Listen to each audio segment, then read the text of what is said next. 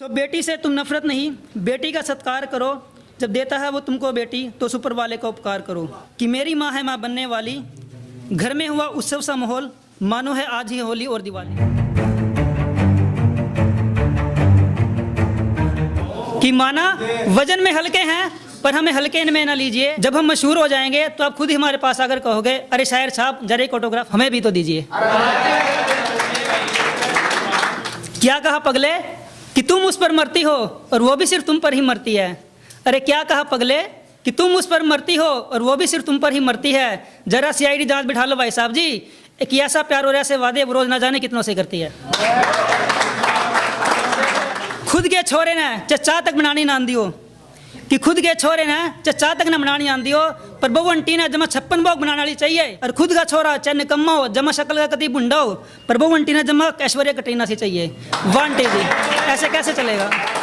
जब घरों में बेटा होता है तो लड्डू रसगुल्ले पार्टियां फंक्शन जाना जाने क्या क्या रखा जाता है, लेकिन जब घर में बेटी होती है तो एक लड्डू तक एक कोई बधाई तक नहीं देने आता घर में, और ना ही वो लेना पसंद करते हैं। तो ऐसे लोगों की सोच के लिए ये भ्रूण हत्या के ऊपर एक कहानी। एक दिन घर में जब पता चला कि मेरी माँ है माँ बनने वाली, घर में हुआ उत्सव सा माहौल, मानो है आज ही होली और दिवाली। कि एक दिन घर में जब पता चला कि मेरी माँ है माँ बनने वाली, घर में हुआ उत्सव सा माहौल, मानो है आज ही होली और दिवाली। दादी माँ और पापा की तो खुशी अजब निराली थी। उनके घर में एक नई पीढ़ी जो दस्तक देने वाली थी। उनकी खुशियों को देखकर माँ भी बहुत ही खुश रहती थी, और माँ की खुशी को देखकर मैं भी बहुत ही मचलती रहती थी। न जाने फिर कहाँ से उनके मन में ये गंदा ख्याल आया कि अगर हो गई बेटी तो फिर कौन बनेगा कुलसाया। कि न जाने कहाँ से उनके मन में ये गंदा ख्याल आया, अगर हो गई बेटी तो फिर कौन बनेगा कुलसाया। है पेट में लड़का या लड़की, यह जानने को दादी और पापा ने मेरे माँ के पेट का भ्रूण टेस्ट का विचार आया। जब माँ को ये बात पता चली तो हुई फिर वो बहुत दुखी, और माँ ने दादी और पापा को मिन्नतें कर करके समझाया, लेकिन सबने मेरी माँ की फरियाद को अनसुना कर दिया, और अगले ही दिन मेरी माँ के टेस्ट का फैसला कर लिया।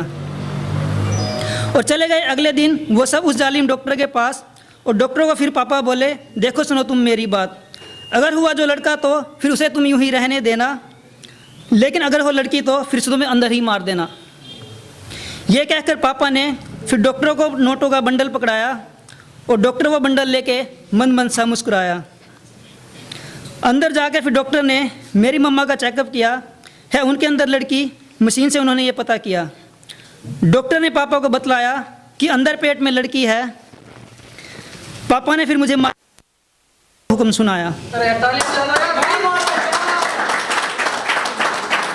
मैंने कहा फिर पापा से, मुझे ना मारो पापा तुम, आखिर मेरा कसूर क्या है ये तो ज़रा बतला दो तुम।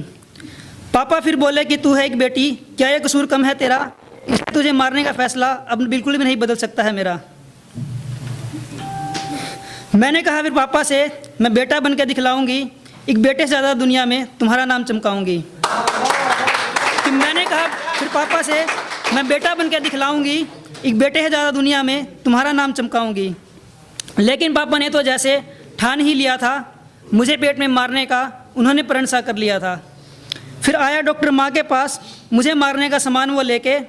माँ भी गिड़गिड़ाई उस डॉक्टर के सामने बहुत ही रोध होके, लेकिन डॉक्टर पर तो जैसे पैसों की चमक पड़ चुकी थी। एक हाथ में छुरी थी उसके और एक हाथ में कैंची थी। फिर एक एक करके मेरे अंगों पर छुरी कैंची के वार हुए, और मेरे जिस्म के टुकड़े न जाने कितने हजारों हजार हुए। और इस तरह मैं इस दुनिया में आने से पहले विदा हुई, और बेटे की चाह में फिर एक और पेट में बेटी की हत्या हुई।